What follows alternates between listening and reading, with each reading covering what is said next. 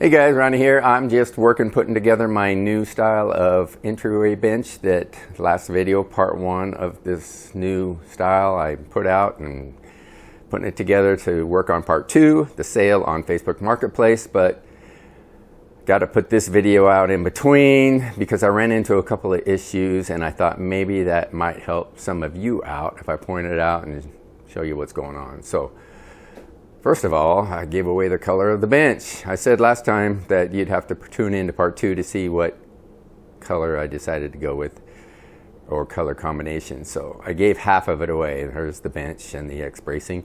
But I'm not going to show you the slats. You'll have to tune in to part two to see what the slats, what color I went with that, and how the sale went. But let's get back to this. So I got X bracing here that I'm going to slide into its particular hole. Now normally, when I do X bracing and I attach the X bracing, I'll slide it in. If I have a top apron that's oriented this way with, the narrow side of the 2x4, it'll be glue, and I'll shoot in a couple of nails with my nail gun.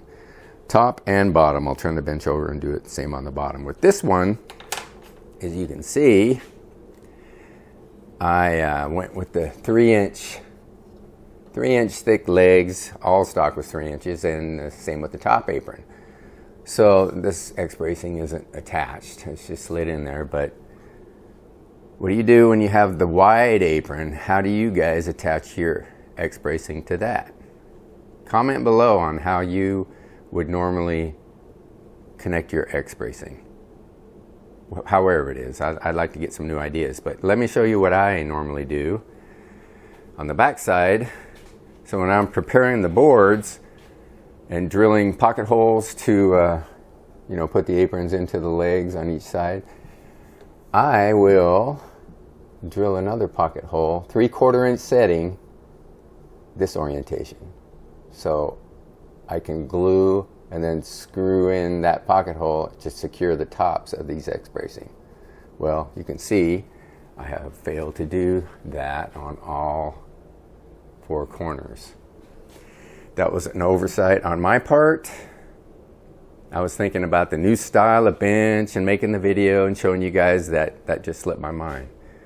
So I got to figure out a way to attach the X bracing. Fortunately, I have a pretty easy way, and that's with this guy, this Craig single hole jig. I don't know what they call it.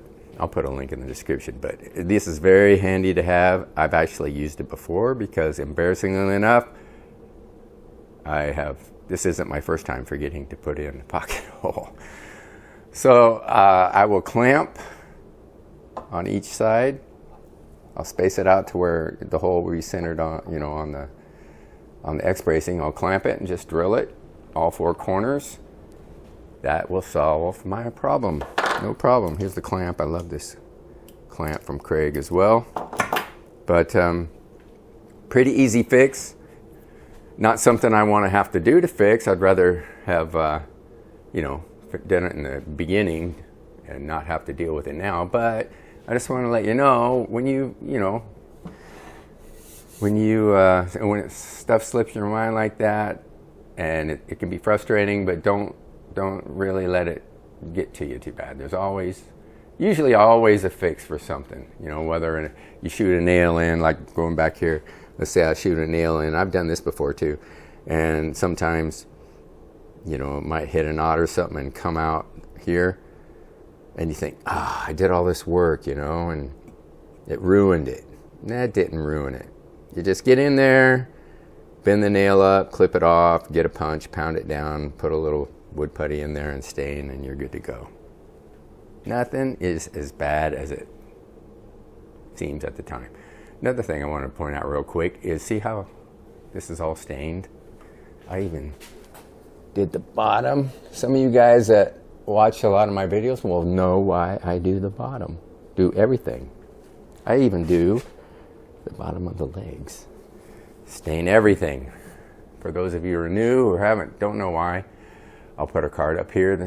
I lost a sale because I didn't do that. You can check that out.